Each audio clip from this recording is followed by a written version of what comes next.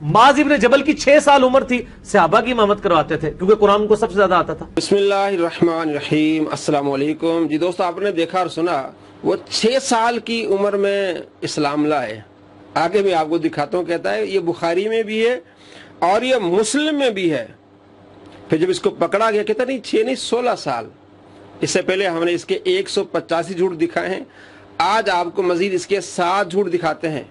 खवारिज के बारे में भी आपको झूठ दिखाएंगे, कादियानियों के बारे में आपको झूठ दिखाएंगे। किस तरह ये कादियानियों के बारे में झूठ बोलता है कि जनाब उसने दावा नबूत नहीं किया। तो यहां इसने 4 झूठ बोले हैं। पहले कहा कि 6 साल में, फिर ये पकड़ा गया कहता 16 साल में, और ये मुस्लिम में है और ये बुखारी में भी है। अल्लाह तबारक व तआला झुल्लों पर लानत फरमाता है। तो एक झूठ बोलने वाले पर लानत है जो 185 झूठ बोले। तो आज 7 और मिला दें तो 192 झूठ बोलने वाले पर कितनी लानतें होंगी, जरा देखिए। माज़ इब्न जबल की 6 साल उम्र थी, सहाबा की इमामत करवाते थे क्योंकि कुरान को सबसे ज्यादा आता था। ये भी अंसारी और मदनी सहाबी हैं और इस्लाम कबूल कर रहे हैं 18 साल की उम्र में। और मिर्जा जरमी दावा कर रहे हैं कि 6 साल की उम्र में हजरत मुआज़ इब्न जबल रज़ी अल्लाह तआला सहाबा कराम को इमामत करवाया करते थे। और फिर दावा कर रहे हैं कि सही मुस्लिम है।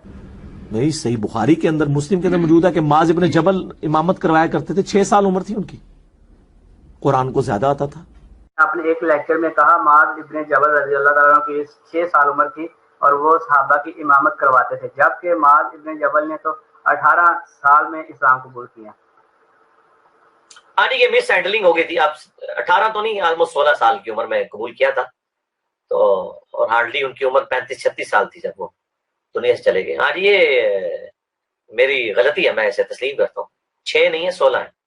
झूठ।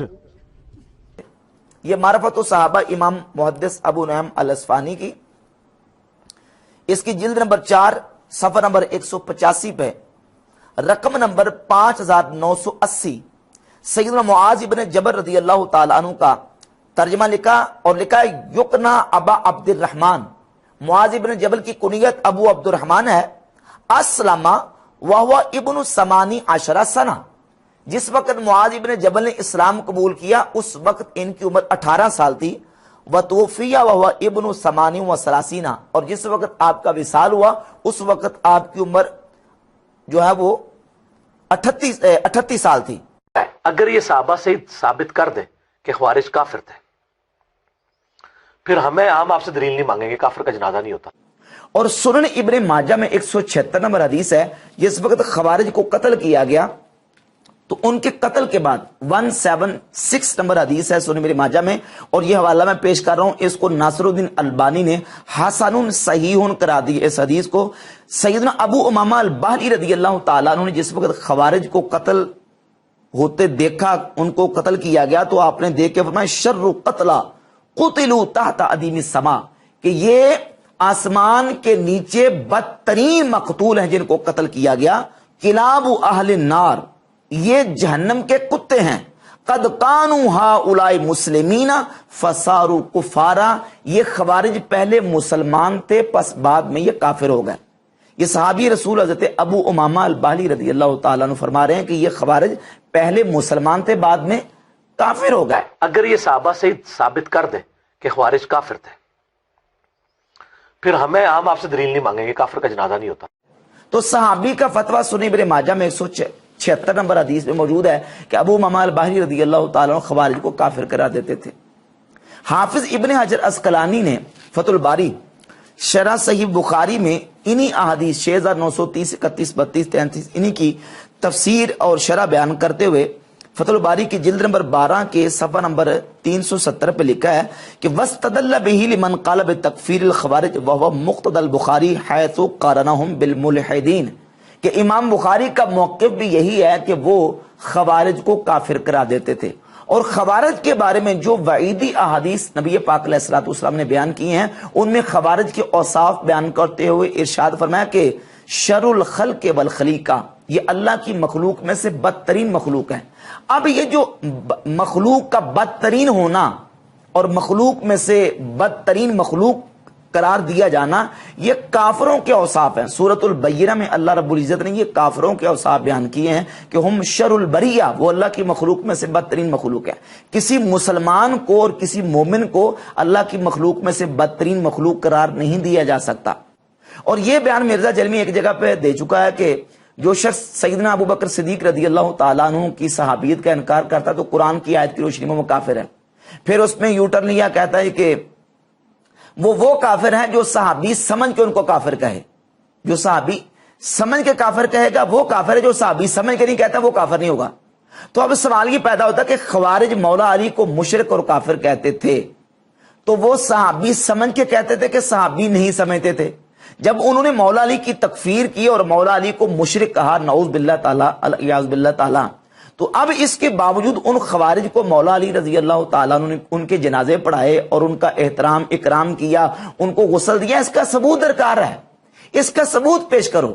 ان تمام روایات اور احادیث سے مرفوعہ کو چھوڑ کر مرزا جلمی ایک جو اثر ہے اس کا سہارا لے کے اور اس میں بھی اپنی طرف سے ایک لقمہ ایڈ کر کے یہ ثابت کرنے کی کوشش کر رہا ہے کہ مولا علی رضی اللہ تعالیٰ عنہ نے خوارج کے جنازے پڑھائے ہیں، لیکن مرزا اس میں کامیاب نہیں ہو سکتے.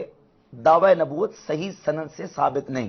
مرزا غلام احمد قادیانی نے کہا کہاں خطا کھائی ہے جس سے آپ نے اس نے اپنے آپ کو ذلی نبی کا دعویٰ کیا ہو. دیکھیں جی، اس کے اوپر غامدی صاحب نے کافی ورکنگ کی ہے. آپ ان کی یوٹیوب پہ ویڈیوز دیکھ لیں.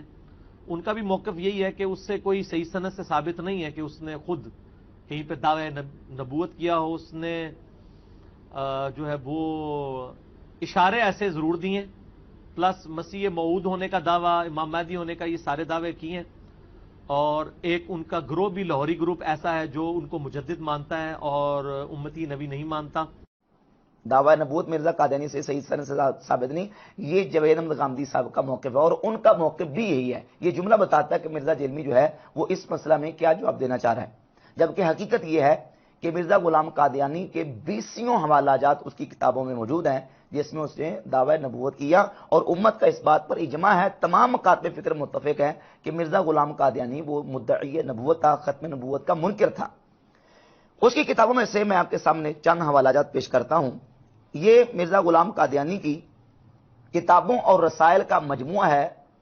قادیانیوں نے 23 جلدوں میں شائع کیا ہے روحانی خزائن.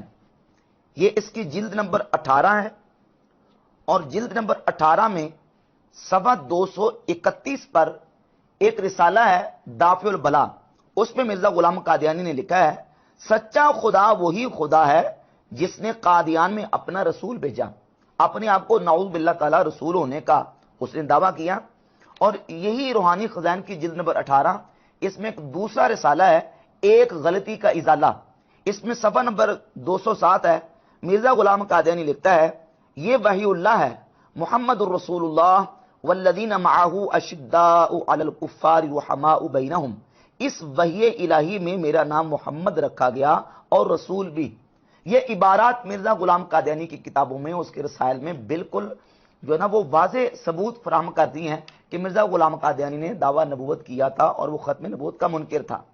اب یہ جواب دینا چاہیے تھا مرزا جلمی کو، لیکن مرزا جواب کیا دے رہا ہے کہ غامدی صاحب کا موقف بھی یہی ہے کہ مرزا غلام کے دوران ایک بات یہ بھی کی کہ یہ کہتے ہیں جی کہ دیکھیں اگر سابقہ امتوں کے اولیاء اللہ وہ اتنے تصرفات اور کرامات دکھا سکتے ہیں، جیسے سورۃ النمل کی آیت نمبر 40 میں آصف بن برخیہ کا ذکر ہے کہ آصف بن برخیہ ملکہ بلقیس کا تخت لے آئے، تو اس امت کے اولیاء کیوں نہیں کر سکتے؟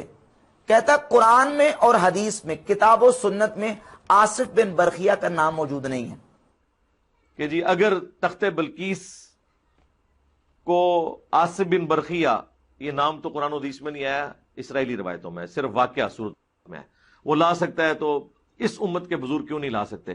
تو لے آؤ، منع کیتا ہے، میری ویڈیوز نے روکیا ہوا تو انہوں لے آؤ، مان لیں گے ہم. وائٹ ہاؤس اٹھا کے لے آئے اسلام آباد میں